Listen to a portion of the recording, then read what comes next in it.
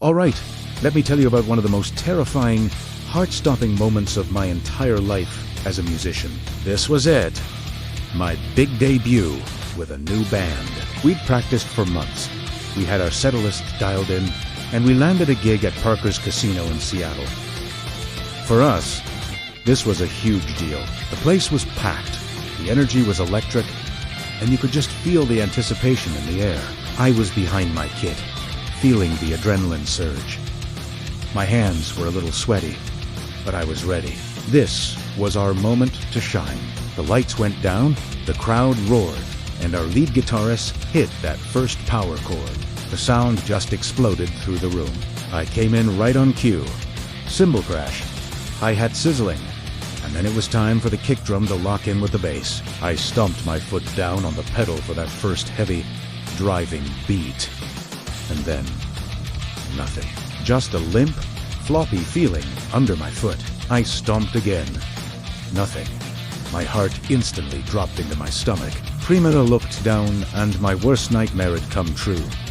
The beater, the part of the pedal that actually strikes the drumhead, had completely snapped off its shaft. It was just lying there, useless, on the drumhead. We were maybe 20 seconds into our very first song, of our very first gig, and I had no bass drum. If you know anything about rock music, you know the kick drum is the foundation. It's the heartbeat. Without it, the whole song just falls apart. My mind was racing 1,000,000 miles an hour. Do I stop? Do I try to signal the others? No, you can't stop the show. The number one rule is the show must go on. So, I made a split-second decision. I had to fake it. I had to finish this song, no matter what. I kept the time with my hi-hat and snare, trying to play twice as hard to fill the sonic space. I was hammering away on the ride cymbal, crashing on the toms, doing everything I could to create the illusion of a solid rhythm section, but it felt so empty, so hollow. The song just had no punch, no drive.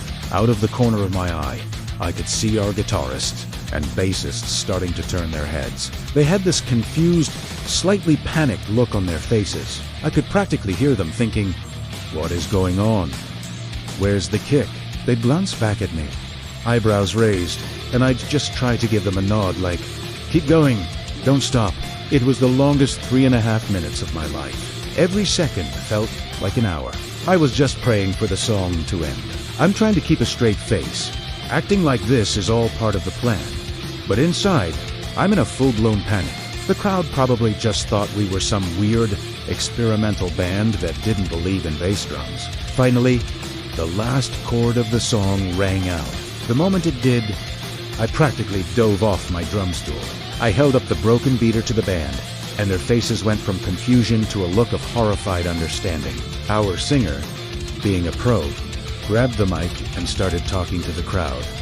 Bojin Matai. He was cracking jokes, telling a story, doing anything to distract them while I frantically dug through my hardware bag.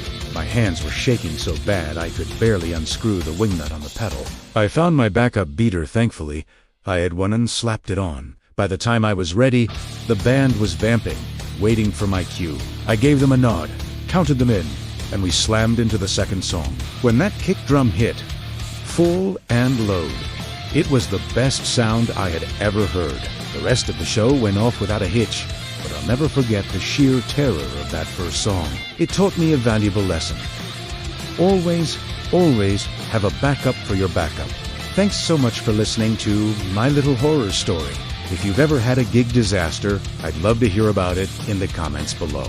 And if you enjoyed this, please hit that like button and subscribe for more stories from the road. See you in the next one.